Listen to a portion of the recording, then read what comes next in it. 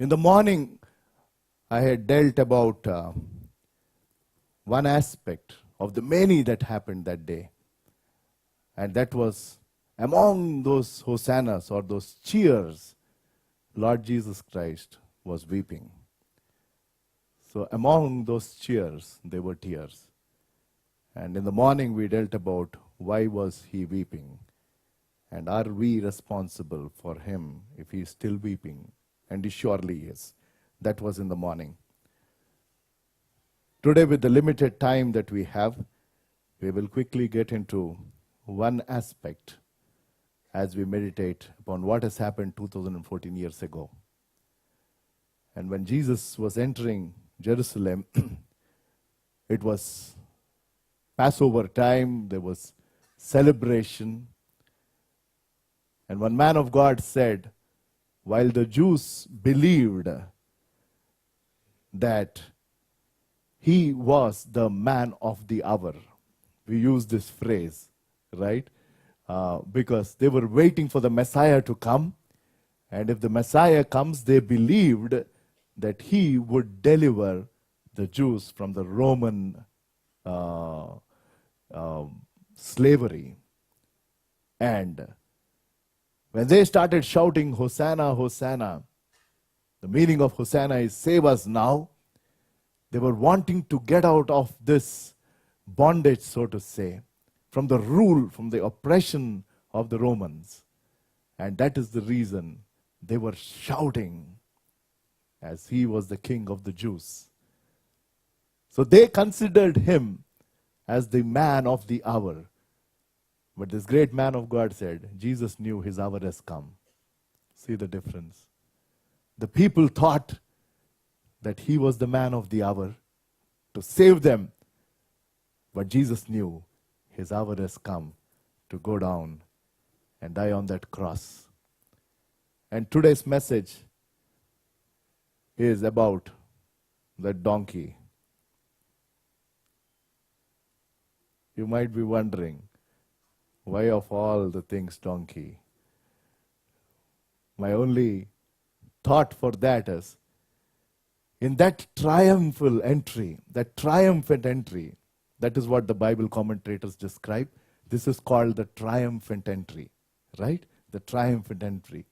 And if in this triumphant entry of our Lord Jesus Christ, this is truly the first public, acceptance of Jesus the Nazareth in a big way. Till then, Jesus was going around, but this day it culminated into a big welcome, a great procession. All the Jews were in Jerusalem. Lakhs of people were there. All of them and openly acknowledging that Jesus is their king. So this is the true public acknowledgement. And if that day there was some voting that would have happened, Jesus would have got an absolute majority. Right? An absolute majority. There was no two ways about it. And if God had a plan for a donkey in his triumphal entry, don't you think he has a plan for you and me? Yes, no, maybe? Why that small yes? I'm sure we're better than donkeys. I am better than a donkey. I don't mind considering myself as a donkey. If God had such a specific plan, well, we know it pretty much, then don't you think that he has a specific plan for you and me so that he will use you and me for his royal service? We will just look it up in three parts as to what was it that was there in this donkey that day Jesus used. Three important things that make this donkey fit for royal service. If you and I are saved, most of us are, God saved us so that we serve him. Is there any other reason why God has saved us? There is no other reason. There is no other reason as far as I know. Every one of us who are saved are supposed to serve wherever we are. God has a different calling for each one of us, and you should understand what that calling is. And if you're not saved, you need to come to him today, not tomorrow. Today is the day of salvation. It is not tomorrow. And if God has to use me, if he has to use you,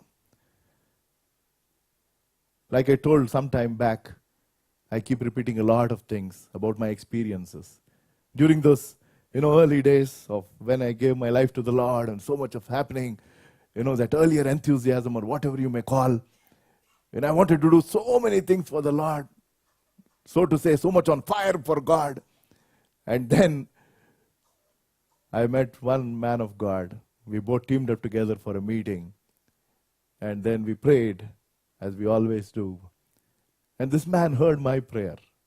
I cannot forget certain experiences God gives me. And after we prayed, this elderly preacher, he said, Peter, if you don't mind, I want to tell you something. I said, please, I'm pretty open, please tell me. And he said, you are so passionate. There is so much of zeal in you. And in the prayer you repeatedly told, Lord, use me, It's nice. But you should add one more thing to that prayer. He said, start praying, Lord, make me usable.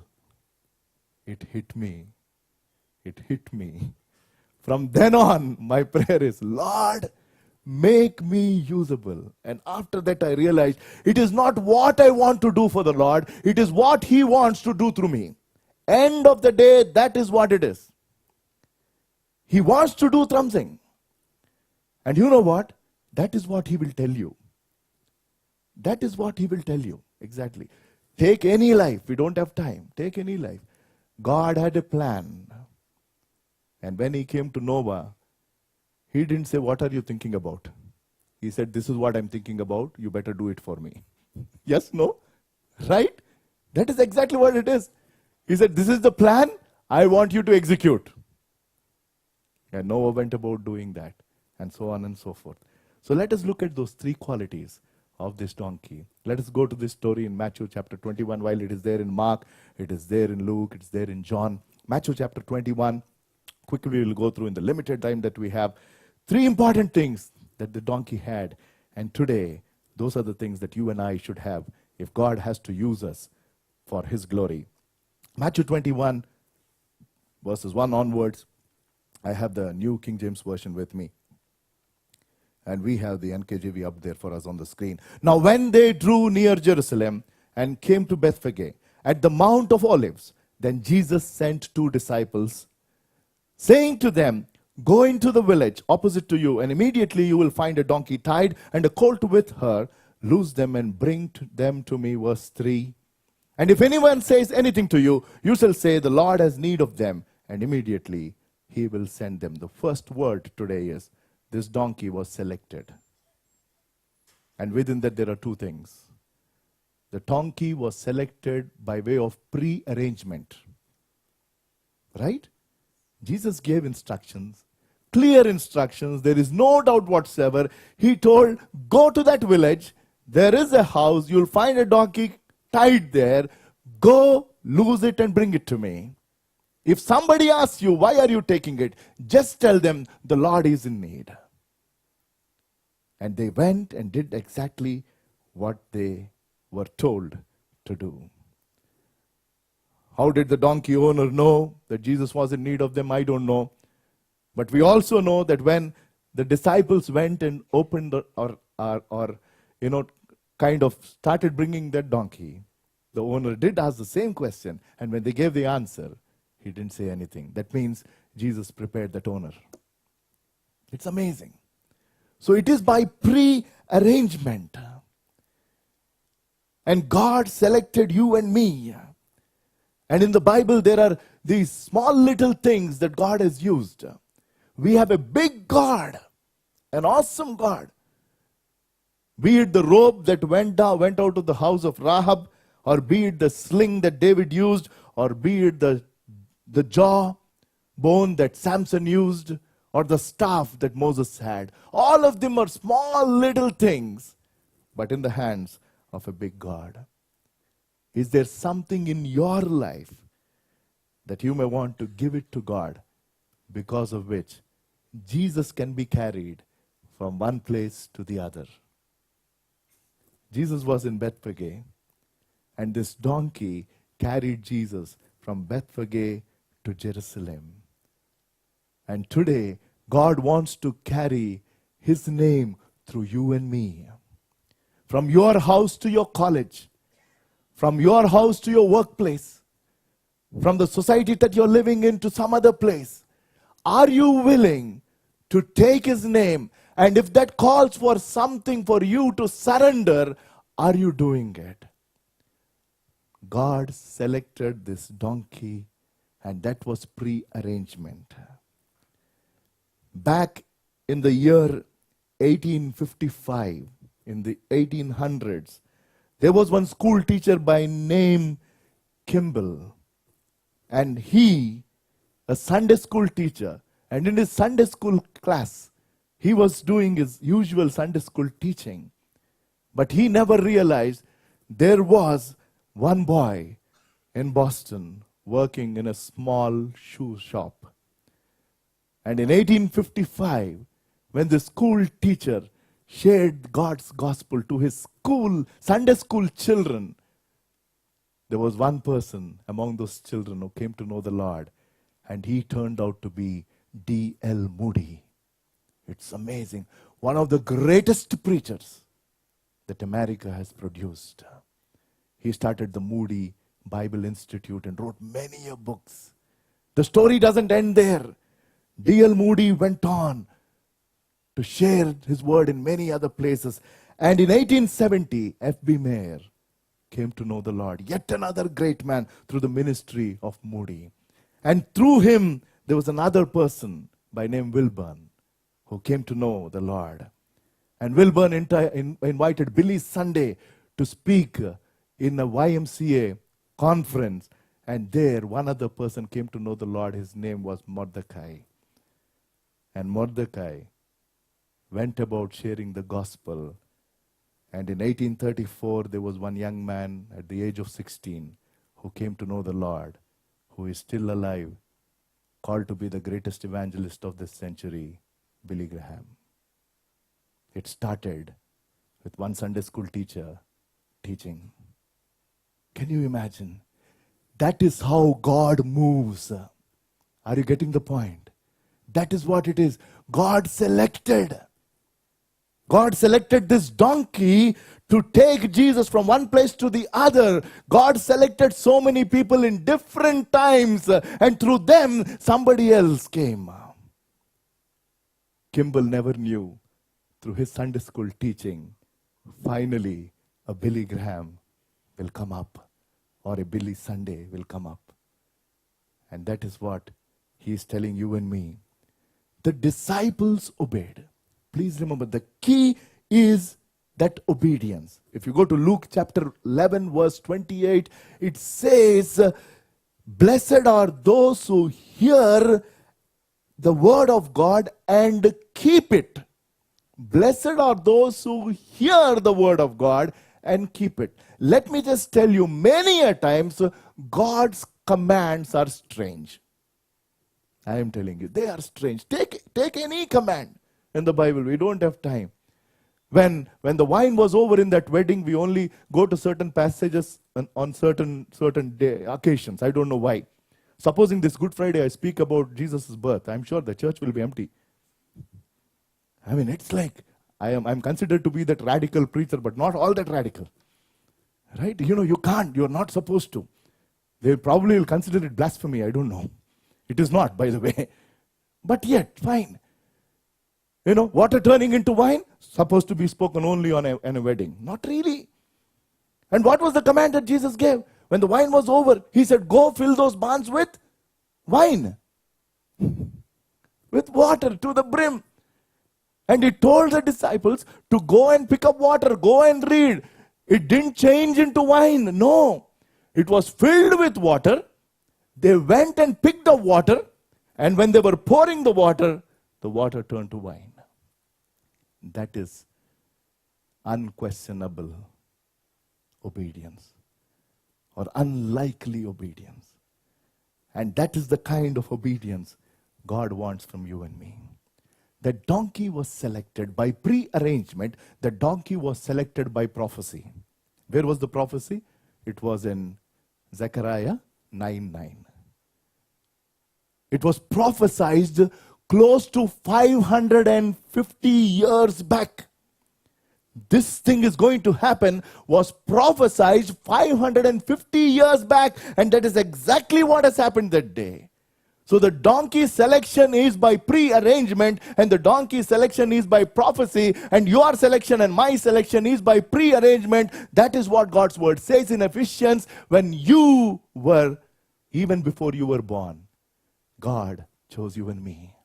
Why? Ephesians chapter 2, verse 10. Verse 9 is we are saved by grace and by faith. And verse 10 says, not by works, let any man should boast. Verse 10, for we are his workmanship. This is one of my favorite verses. In some other translation, that workmanship is called masterpiece. And I use it so many times because it's easy to relate to. Masterpiece is only one. Yes, no? Masterpiece is only one. It's unique. For we are his workmanship, we are his masterpiece, created in Christ Jesus for works which God prepared beforehand that we should walk in them. God wants to do good works through you and me, and God has selected you and me. We have been chosen not only to be blessed, we are chosen to serve. Wherever you are, please remember that God knows you. He is calling you by name. He has a plan for you to serve. And you should be prepared to do those good works. Good works. Let us quickly go to Mark chapter 11 verse 2, where the same instance is described, and we have the second word there. I'm just quickly running through. The first one is the donkey was selected. And God is telling he has selected you and me. And Mark chapter 11 verse 2, and he said to them, go into the village opposite to you, and as soon as you have entered it, you will find a colt tied on which no one has sat. Loose it and bring it. Mark gives this extra information about that donkey. It says no one has ever sat on it. That means this donkey was sanctified. Bible commentators say that these kind of animals are kept for special religious purposes. That is the idea.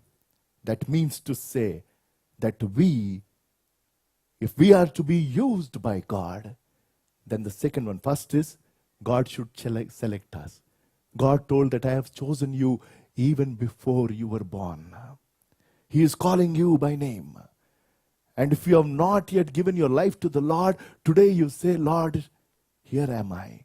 And for all those who are here, who have given your lives to the Lord, God is telling, I want to use you. And the second one is, he wants to sanctify us.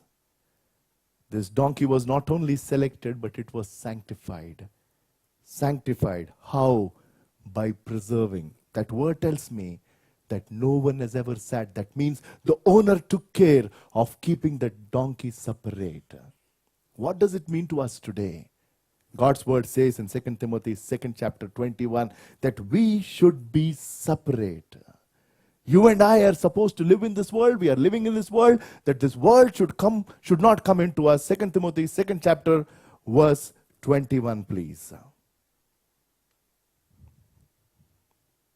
Therefore, if anyone, it talks about that great house and lot of vessels are there. And in that context, he says, therefore, if anyone cleanses himself from the later, he will be a vessel for honor, sanctified, underline it, remember, sanctified and useful for the master, prepared for every good work. You and I are supposed to live that separate life. We should preserve our time, we should preserve our energy to be used for Lord's service. Some people come to me after retirement saying that everything I have done, my children are settled, grandchildren also have gone. Is there any work? For what? I have to send one car to bring this person for prayer. I am ready. When? After your energy is gone. Think about it. Same thing happens with us as young people. From morning till evening, we are on the run. Multitasking is something that we know very much. And when it comes to his word also, we multitask. Reading the word from on the calendar and then having coffee. Ah. And you say, Lord, speak to me where? One mobile here. No, he doesn't. You have to wait on the Lord. And whenever you wake up those first hours, God wants us to give him that energy. You have to preserve it. And if at all there is a concern from my wife and others who are dear to me, it is about, I'm into so many things these days. The only thing is that, will you ever take some time? Will you give rest? You need to preserve. Why? To do more of his work. To do more of his work. And many a times, we give our leftovers, unfortunately. I've been doing it for a long time. But in this 20 years, after I've come to know the Lord and after I've given myself, I understand what it is. No leftovers to him. The first minutes of the day belong to him. When we get our salary, the first part belongs to him. Everything. Seek ye first the kingdom of God and his righteousness. And I've told it, I guess, many a times. That talks about preeminence. We give preference. God is not talking about preference and priority. There's a lot of difference between giving preference, giving priority, and giving preeminence. Seek ye first the kingdom of God is giving him that priority, that preference, that preeminence in everything. He is first. So the donkey that Jesus rode on that day was sanctified. The reason we are saying sanctified is because no one has sat on it. It was separate. It was separate. So you and I should do that. And if you go to Matthew chapter 21, where it's described the same thing, verse 7, we have the second quality. We have the second one. They brought the donkey and the colt, laid their clothes on them, and set him on them. That means the donkey was one preserved. The second is the donkey was prepared. Please remember, if God has to use you and me, these are the two qualities. These are the two qualities. God has selected you, there is no doubt about it. God has selected each and every one. But God is telling, I have done the selection. I have some good works that I want to do through you. And only you can do it for me. And for which I have to sanctify you. And he is telling, I want you to preserve the best for me, not the leftovers. I want you to preserve the best. Set aside your time for the Lord. And the second one is, we should be prepared. How do you prepare? Preparing for me is just spending time with him. In prayer, reading his word. And allowing God, this Holy Spirit, to work in our lives. There is no shortcut. If you are not having quiet time, forget it.